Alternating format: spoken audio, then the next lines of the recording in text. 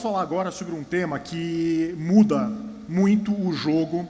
Ele está em curso nos últimos 2 anos e, efetivamente, é um ponto fundamental do amadurecimento do mercado. Estou falando de fulfillment, né? Estou falando dessa modalidade de entrega rápida. Então, na Masterclass do ano passado, que eu dei junto com o Leandro Soares, que está aqui comigo, aqui embaixo, né? Ele trouxe que a JD, que é um marketplace lá chinês, fazia a sua entrega em D0 mais 1, tipo 80% das entregas em D0 mais 1, de D0 a mais 1, em 80% das entregas. E que o Brasil chegou nesse estágio agora, em 2024 para 2025. Ou seja, a gente atingiu um grau de maturidade que a própria China já tinha antes da pandemia. Isso muda muito, muda a precificação, muda a forma como a gente aloca, o aging dos nossos estoques, como que a gente considera o custo de ter o nosso estoque não mais sob a nossa guarda, mas sim sobre a guarda do marketplace e muitas vezes estoques, portanto, descentralizados, né? A gente vai ter casos aqui para serem discutidos hoje de um seller que chegou a ter 13 estoques em 13 marketplaces. Enfim, tornou realmente muito mais complexa a vida do seller, porém, também trouxe grandes facilidades. Então, para falar sobre fulfillment como estratégia de operação, quais as vantagens, desvantagens na gestão de categoria, precificação e estoque, convidamos ela, que é fundadora e CEO da Mega Mamute, uma das grandes sellers do e-commerce brasileiro, com atuação destacada nas operações de fulfillment do Mercado Livre, Amazon, Magalu e Shopee, com mais de 20 anos de experiência no setor, formada em administração de empresas pela FGV e mestre em economia pela San Jose State University. Mais recentemente, tem liderado estratégias D2C para fabricantes no ambiente digital. Recebam com uma salva de palmas Cris Sens Bastos.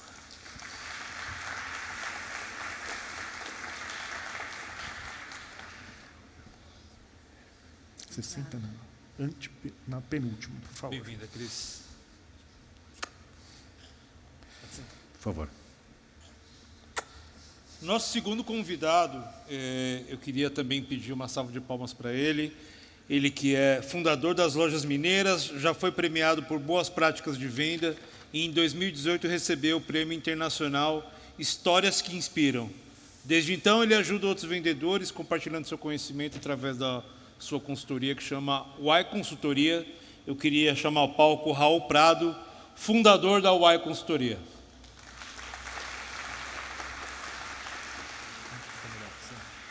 Bem-vindo, Raul. Senta aqui. Obrigado, Raul. E para completar o nosso palco, considerado o primeiro vendedor do Mercado Livre no Brasil, atuando na plataforma desde 1999, eu tinha 7 anos, com 26 anos de experiência em vendas em marketplace, prêmio Histórias que Inspiram o Mercado Livre 2016, especialista em BI, processos e soluções para operação em marketplace, por favor, Ednilson Brandão, diretor da DataFluence.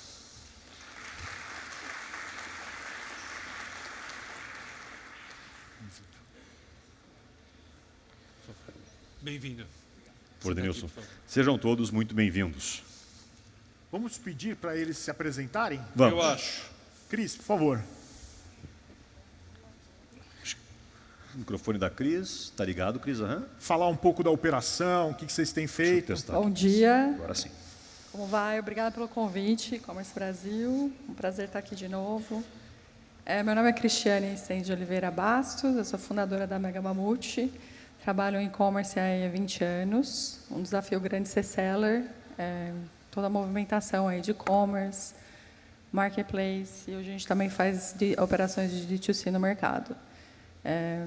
Estou aqui para contribuir com vocês, dar algumas dicas de como trabalhar no full. Igual Ednilson.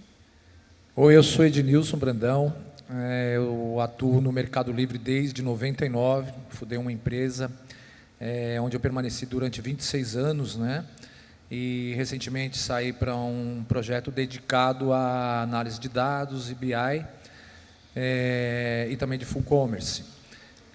Eu fui o primeiro vendedor de fulfillment no Brasil, no Mercado Livre, né? Eu desenvolvi junto com o Mercado Livre durante 2 anos, o que hoje é o Full. Então, eu participei de vários projetos com o Mercado Livre, né? E principalmente como pioneiro em vários outros. Então, estou aqui para falar um pouco sobre essa minha experiência adquirida durante 26 anos em operações de alta performance dentro do Marketplace e espero contribuir com algo a mais para cada um que está aqui nos assistindo. Muito obrigado. Raul? Bom dia para todo mundo. Primeiramente, obrigado, E-Commerce Brasil, pelo convite, pela confiança de sempre. Acho que se a gente somar a idade aqui, o tempo de profissão de todo mundo, já dá até para aposentar, né? Então, a gente chegou quando literalmente era tudo mato. É muito bom estar aqui com vocês e dividir esse palco. Eu sou o Raul Prado, eu fundei as Lojas Mineiras e a UAI Consultoria. Acho que dá para deduzir com isso que eu sou mineiro, né? E a gente começou quando era só Mercado Livre, nem tinha o termo Marketplace muito bem definido, né?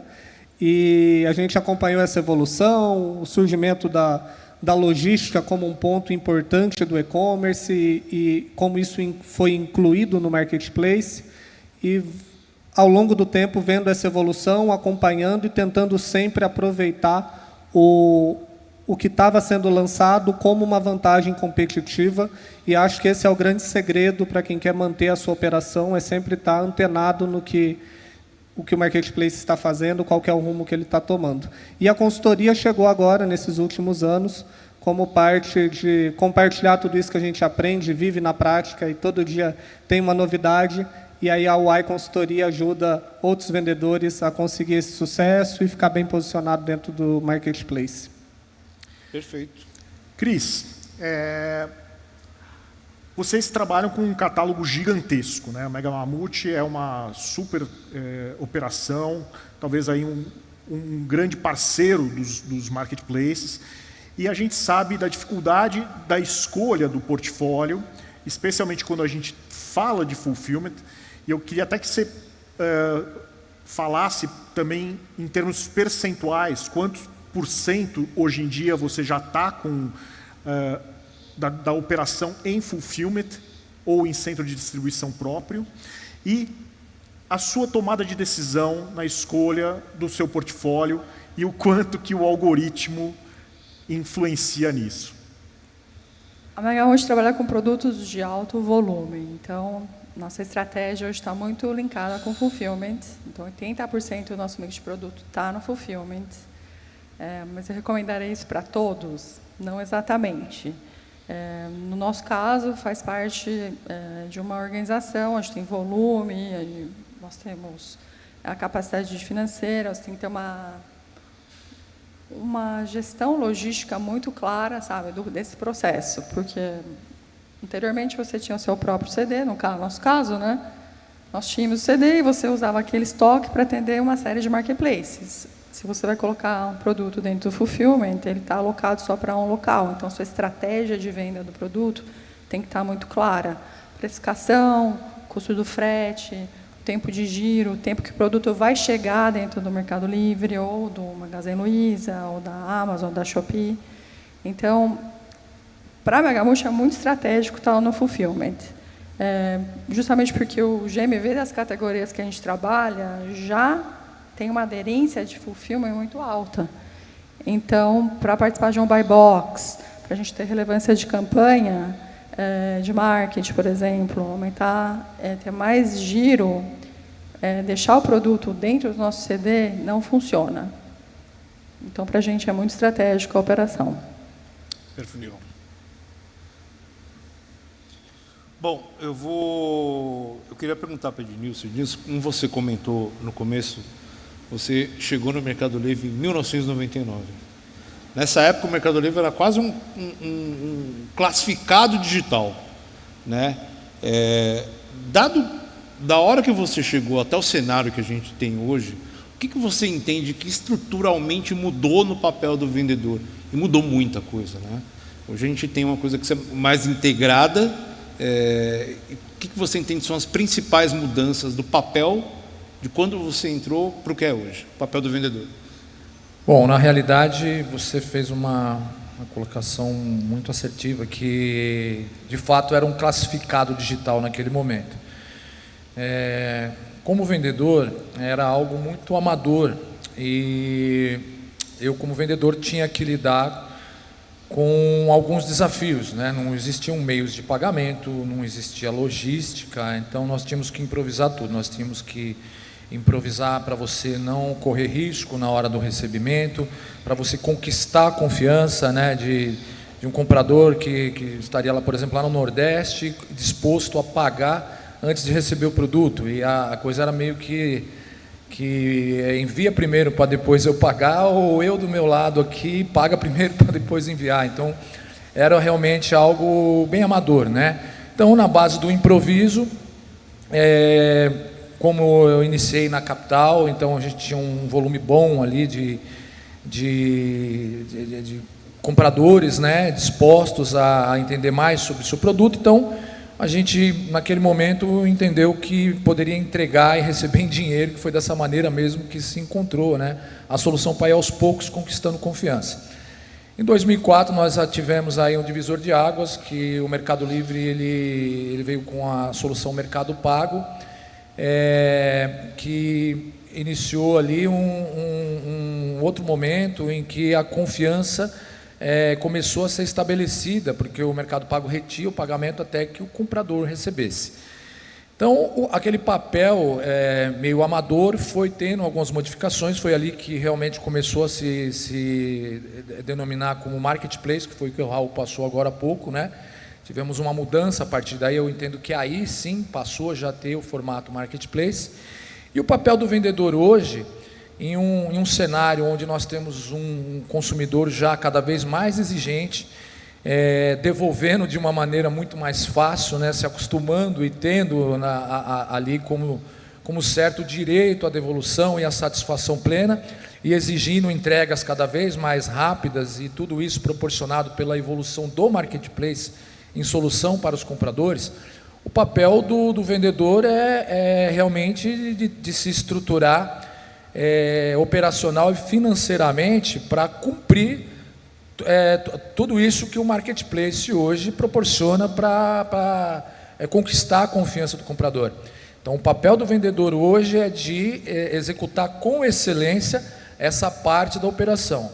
E isso determina sucesso ou fracasso como seller, tá? Porque se ele não for realmente muito eficiente nessa parte, ele não consegue levar a operação em frente. Perfeito. Excelente. Queria pegar esse gancho aqui. E, Raul, eu conheço um pouco da tua história, da tua empresa. E, para quem não sabe, a empresa do Raul começou numa cidade bem pequenininha e não tinha nem Correios, né, Raul, quando vocês começaram lá. Então, o Correios foi puxado, uma das empresas que puxou Correios para ir na cidade foi a empresa do Raul. E aí tem várias histórias ao longo desses anos de empreendedorismo, né? E olhando para esse cenário, Raul, tu foi um dos caras que começou muito cedo no marketplace e começou lá no início, de fato, com uma empresa muito voltada para esse modelo.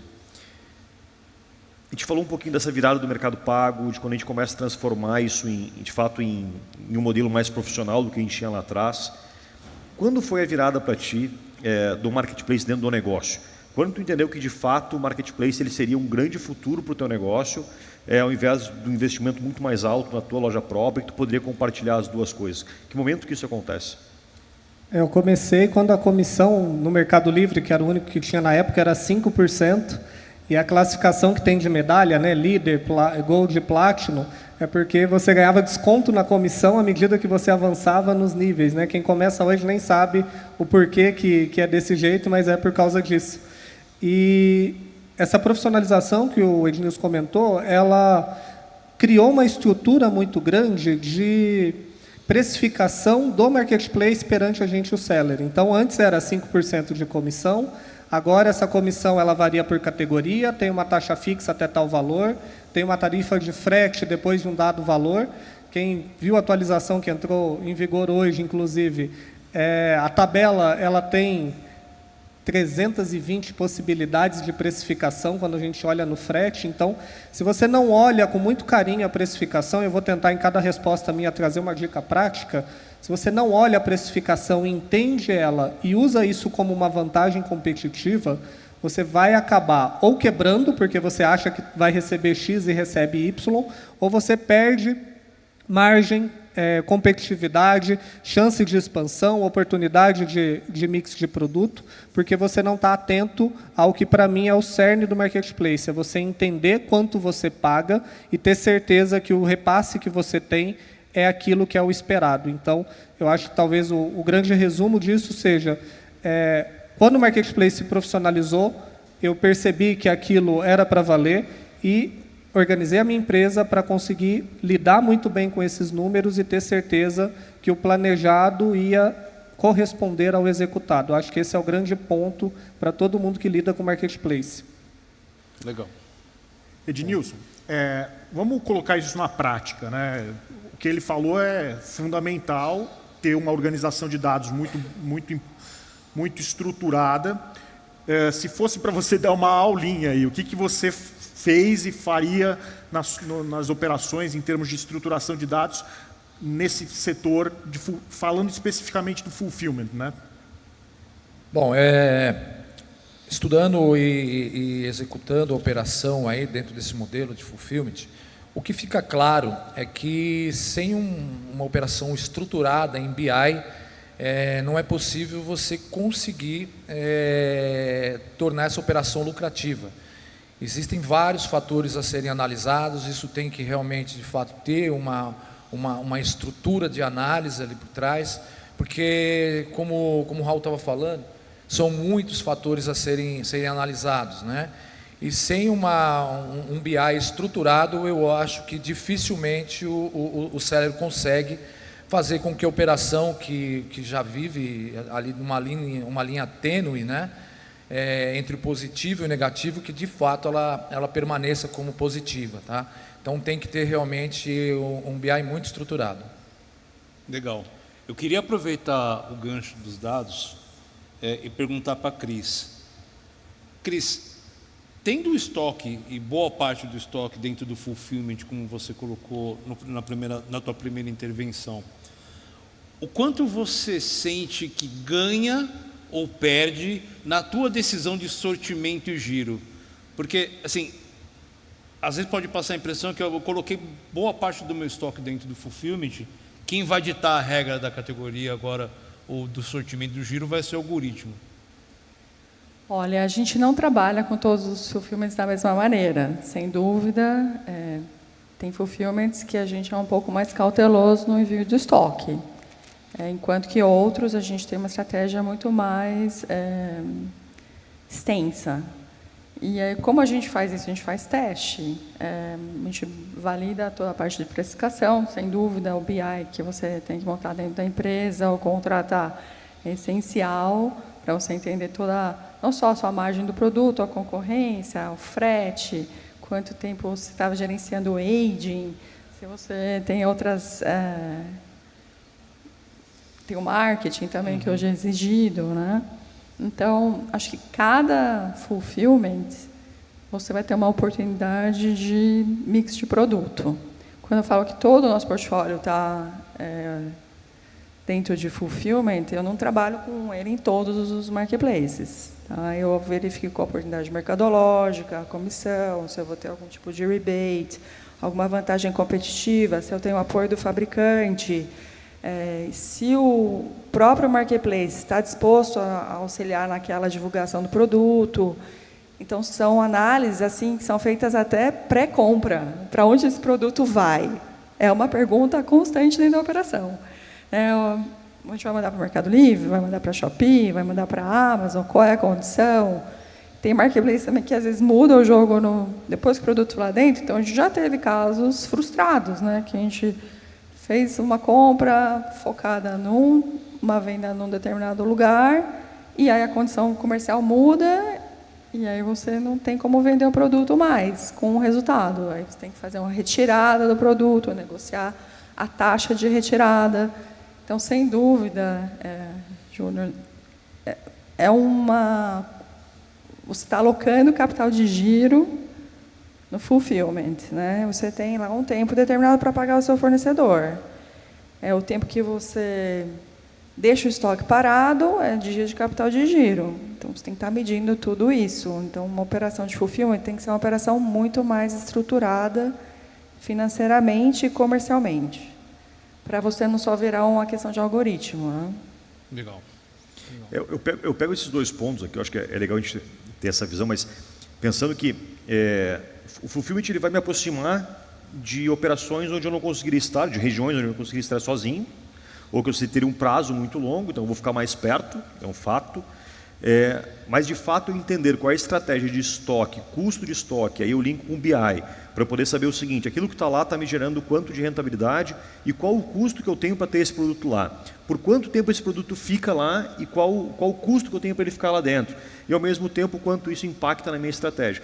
E aí, pegando o Raul aqui como exemplo, Raul, e aí depois eu quero que tu explane um pouquinho sobre isso para mim. Quando eu faço uma estratégia de marketplace, a gente costuma dizer que se tu vender igual em todo lugar, tu vai quebrar. Porque são públicos diferentes, estratégias diferentes, comissões diferentes, modelos de negócio diferentes. Então, de fato, ter uma estratégia para cada um desses marketplaces faz muito sentido. Como é que tu enxerga isso lá, Raul, hoje? É estratégia diferente? Tu tem estratégias iguais? Tu tem estratégia, por exemplo, para aquele produto que tu está no full e para o que tu não está em um marketplace, tu está com ele no full do marketplace, no outro tu não está por estratégia? Como isso funciona lá dentro, Raul? Aí eu acho que é uma questão muito orientada, primeiramente, à margem. Então, resumindo tudo que foi falado aqui pela Cris e pelo Ednilson, a conta tem que fechar. Então, é o primeiro grande passo, é o primeiro dado que você olha para tomar a decisão. E depois disso como está a concorrência. O que você falou de estado faz muito sentido.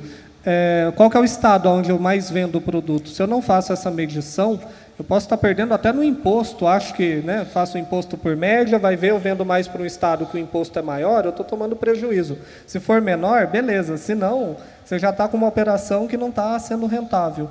E isso, quando você olha para o marketplace, ele premia a eficiência, mas ele pune a dependência. Então, se você manda um produto para o full e esse produto ele é enviado numa quantidade maior do que devia, você vai ter prejuízo. Ou com estoque parado, como a Cris já falou, ou com custo de retirada que é altíssimo, a Cris também comentou, ou você reduzindo a sua margem para aumentar o giro desse produto. Então, a estratégia do fulfillment tem que ser feita antes. Você tem que planejar o envio e fazer isso quando o produto está dentro de casa, porque quando ele chega no fulfillment já é tarde demais. Então a operação ela tem que ser muito medida antes, não dá para operar no retrovisor, Você tem que olhar para o futuro. E tu faz estratégia separada por marketplace? Por marketplace, porque cada canal tem o seu giro, tem a sua dinâmica. Acho inclusive agora, a Shopee teve aumento de comissão. E aí é até bom comentar isso, pessoal. Vou falar de todo mundo aqui, sem levantar bandeira para ninguém, talvez falando um pouquinho mais de Mercado Livre, que é quem está mais avançado em fulfillment. Eu acho que a Shopee sempre foi muito pressionada em margem, tinha um teto de comissão de R$100. Acredito que agora, com eles meio que igualaram ao mercado, Então, tendo uma margem maior, eu sinto que eles vão querer incentivar o fulfillment, igual o Mercado Livre incentivou, igual o Magalu e a Amazon ainda incentivam. Então, por exemplo, estar no full do Magalu hoje, você paga metade da tarifa de frete que você pagaria se usasse o serviço de coleta deles. Se você tem um produto com ticket médio baixo e que é pesado, se você paga R$30 na tarifa de frete, mandando para o full, você vai pagar 15. Se é um produto de R$100, isso é 15% de margem. Então, não é irrelevante, só que precisa dessa conta prévia. Então, cada canal lá hoje tem a sua estratégia, muito voltada no giro, e depois disso, em qual vantagem eu tenho de ter o meu produto no full naquele determinado canal. Deixa eu fazer uma pergunta aqui para vocês. Por favor, levantem a mão quem é indústria. Legal. Essa pergunta ela tem uma relação intrínseca com a indústria e vai para a Cris, porque a Cris lidera lá um processo de parcerias estratégicas para a indústria, do D2C. E eu vou até ler, para não perder nada aqui. Para a indústria que entra via marketplace usando fulfillment, qual é o maior erro estratégico? Tratar como canal tático ou estruturar como unidade de negócio? Olha, A gente trabalha com operações aí de D2C para a indústria, e tem operações que a gente faz completamente, outras que a gente opera. E o que eu indico? Você precisa ter uma estratégia para Marketplace como unidade de negócio. É um erro usar o Marketplace como canal tático. Por quê? Porque dentro da operação de Marketplace, você vai ter que ter uma gestão de precificação, uma gestão de 1P e 3P, que você vai ser o 3P com a sua loja própria, de portfólio, de mix, né, de como você vai trabalhar toda a parte de marketing, porque senão ela acaba sendo muito mais uma operação quando você tem um produto que você quer finalizar na sua linha, ou ela acaba muito mais focada no 1P, e não na de você estar realmente presente para regular o mercado. Hoje os marketplaces permitem, eles gostam que as marcas estejam presentes e regulem esse ambiente. Então, a Mega Mamute, a gente fez uma marca separada para essa operação, que é a Mega Commerce. Ela faz exatamente isso, ela traz esse know-how de operação aí que nós fizemos nos últimos 18 anos para o marketplace, para um fabricante começar uma operação muito mais assertiva dentro dos marketplaces, tá? E, inclusive com a loja própria. Cris, só deixa eu complementar. O maior problema, uma das maiores dificuldades da indústria é o conflito de canais, especialmente com a sua rede de distribuidores. Vou lembrar que o e-commerce representa 15% do varejo do Brasil. Então, você simplificar e falar, eu vou resolver meus problemas do varejo, você vai perder 85% do mercado. Qual é a principal estratégia, ou as principais estratégias para evitar esse conflito? Sem dúvida, uma boa conversa e estruturação interna para entender qual a importância do canal de marketplace e de e-commerce. Sem dúvida, não dá para ignorar o mercado, né? Ele passa a ser parte disso. Então, você precisa equalizar realmente como você vai trabalhar com os outros varejos e a própria distribuição. Muitos dos fabricantes que eu tenho visto hoje, eles têm limitado a distribuição e focado muito mais nos grandes varejos e nas operações próprias de marketplace, tanto de 1P como 3P. A cadeia se encurta, Jean. Então, essa é uma tendência. Sim. Eu ia complementar a pergunta para ti, Cris, aqui, só para não perder a linha de raciocínio, porque quando eu falo da indústria, principalmente, a indústria está muito habituada a ter um centro de distribuição, ou 2 ou 3, mais 1 ou 2 ou 3, e não 50, e quem faz esse trabalho de distribuição são os distribuidores ali, né, venda indireta. Quando eu falo de explicar para essa indústria que ela precisa ir para o marketplace e estar em múltiplos CDs, a primeira conta que eu tenho certeza que vem é quanto isso me custa? Porque eu estou multiplicando estoque em mais de um local, às vezes na mesma quantidade por potencial de venda, e ao mesmo tempo eu preciso equilibrar a ruptura, preciso equilibrar, e ainda tem um conflito de canal que o Jean nos trouxe. Como é que é explicar isso para a indústria? Como é que a indústria está se posicionando hoje quanto a isso? Para quem é a indústria que está sentado do lado de cá, como é que eu começo a olhar para esse processo? Olha, a indústria, grandes categorias de varejo, né? A gente trabalha muito com eletrônicos, aí, sem dúvida, você precisa estar dentro do fulfillment. O cliente hoje está muito mais exigente, ele quer receber o produto dele rapidamente. E é onde você vai ter menos fricção de devolução, tá no fulfillment. Então, eu sempre digo isso para os fabricantes que a gente trabalha, tem um custo associado que tem que ser colocado na conta, mas se ele quer ter visibilidade, se ele quer ter resultado de busca, porque muitos marketplaces hoje exigem que você esteja no fulfillment. Se eles quiserem ter participação promocional em grandes eventos, né, destaque, o fulfillment é uma estratégia necessária. Entendi. Legal. Juninho? Pessoal da House, acende um pouco a luz da plateia. Eu queria fazer uma pergunta para vocês. Quem aqui de vocês já usa fulfillment? Já está dentro do fulfillment? Quem está avaliando entrar? Boa parte já está. E eu queria aproveitar esse gancho, Raul, e perguntar para você qual que é o modelo ideal? Ser 100% fulfillment, ou ter parte no fulfillment, parte fora? Como é que a gente toma essa decisão? A gente, de novo, volta para a margem, né? É um ponto importante, mas eu acho que isso também linka com a estratégia do marketplace. Então, principalmente para quem está aqui em São Paulo, por exemplo, mas isso vale para outras capitais, polos que concentram bastante venda. Eu tenho produto meu, por exemplo, que dentro do fulfillment, a margem dele é muito baixa, então fica quase no 0 a 0. Só que quando eu olho o resultado final daquele produto, e aí eu levo em conta outros modelos logísticos, então, por exemplo, o Mercado Envios Flex, né, aquela modalidade de envio de entrega no mesmo dia que tem no Mercado Livre, como a minha margem nesse tipo de envio ela é muito boa, eu acabo tendo uma conta mais saudável e eu só ganho o buy box naquele meu produto justamente porque ele está no fulfillment. Então, eu uso o fulfillment como ferramenta para ganhar o buy box e a minha rentabilidade ela está muito mais voltada lá para o Flex do que para o próprio fulfillment.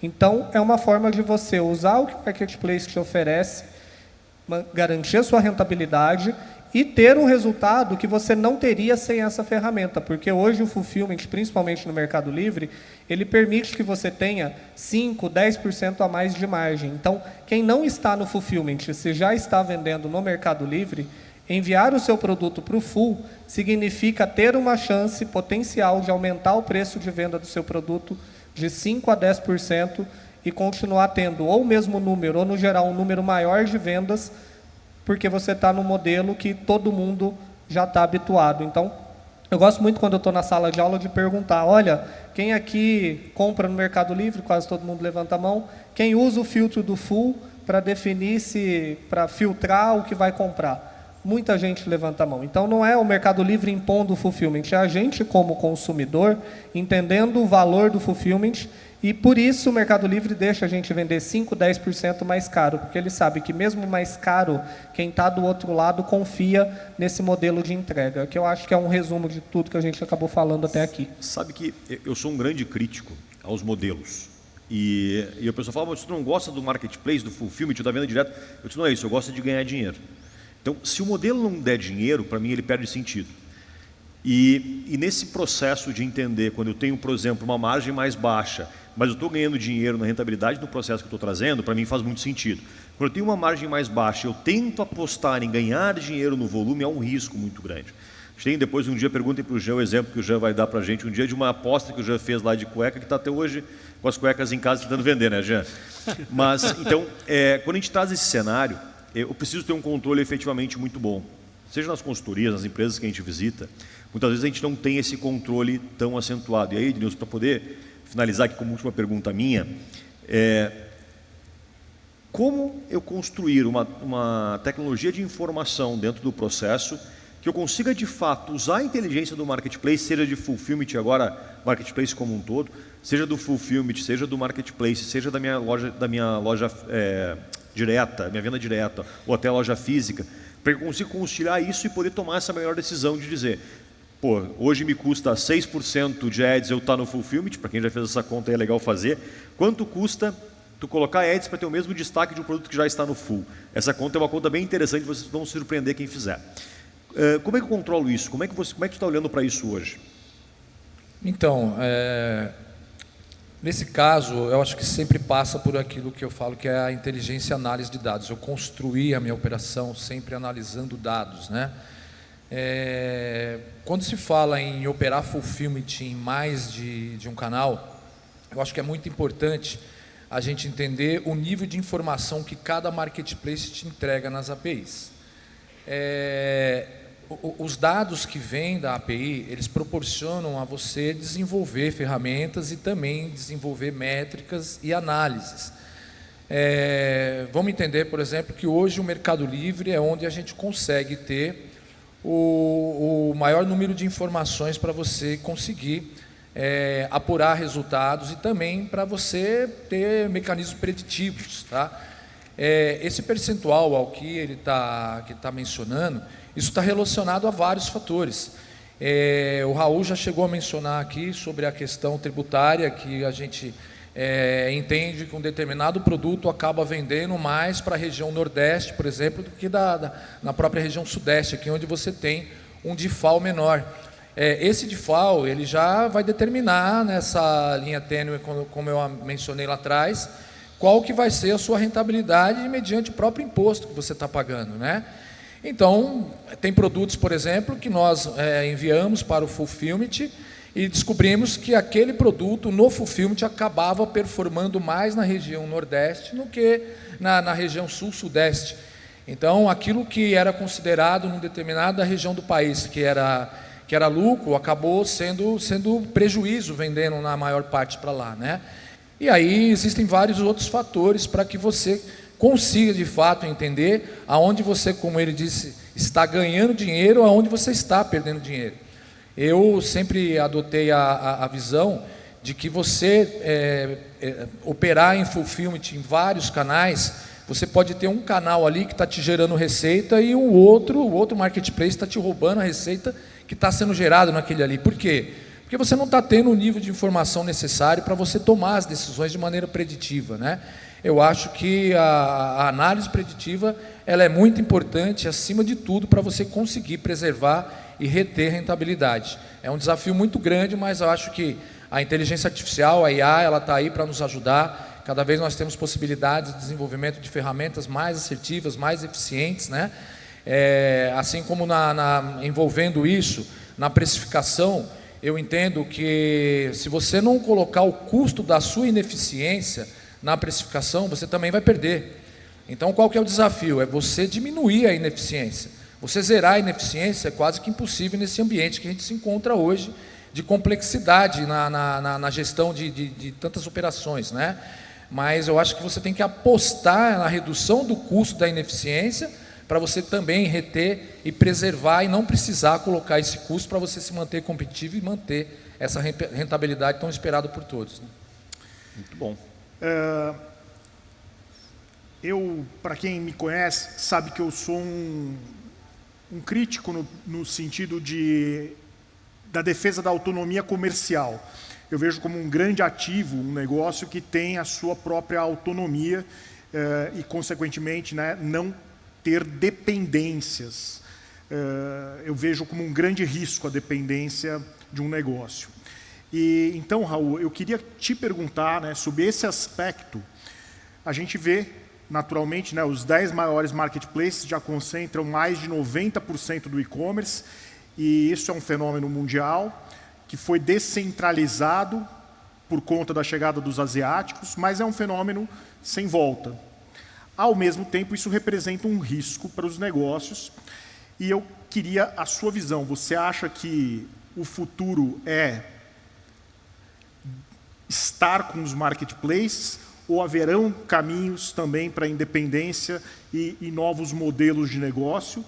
E como controlar este risco estando dentro dos marketplaces? Eu acho que a gente tinha muitos marketplaces e nenhum deles concentrava a maioria das vendas, né? Tem uma reportagem do Globo de ontem que dos 80% que é marketplace, quando você pega esses 80% para analisar, 82,5%, se eu não me engano, 82,5% já está concentrado em Mercado Livre, Amazon e Shopee.